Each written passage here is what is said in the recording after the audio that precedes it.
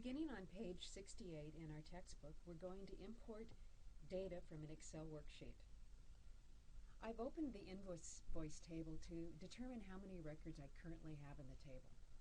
I currently have 4. In order to start the import process, I'm going to close this table. Then I will navigate to the External Data tab, look for the Import group, and click Excel. When the first screen in the Get External Data Excel spreadsheet wizard opens, it will ask us to find the source of the data. In this case, the data is stored on the P drive.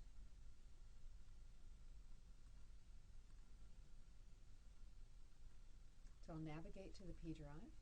I'll navigate to the BTS folder in the P drive. I will then locate the BTS 168 Access Griggs folder.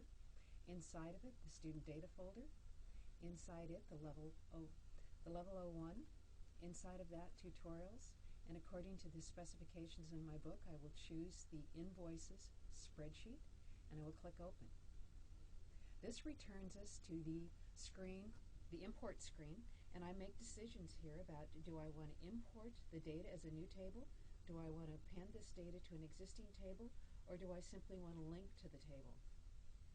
Our instructions on page 69, steps 7 and 8, tell us that we want to append this data to an existing table. So I would click the option to append a copy of the records to the table, click the drop-down box, and ensure that I select the proper table.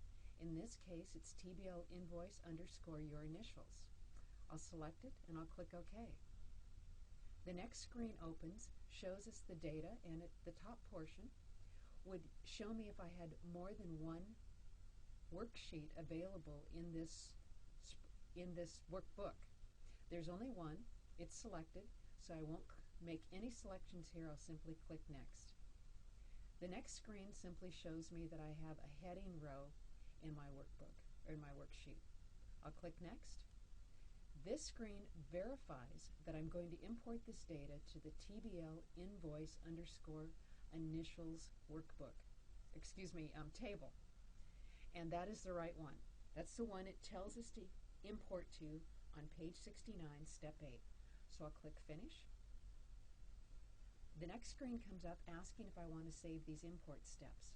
If this particular process is the same process I'd like to do over and over, I would then save these steps. But in this case, it's a one-time process, so I don't need to save the steps. I'll click Close. And I'm going to use the shutter bar to open my navigation pane. I'll open up my invoices table, and I will ensure that my records have been imported. I see now that I have 176 records in my table, and if you look at page AC71 in your textbook, you'll see that that matches the number of records that is shown in figure 2-28.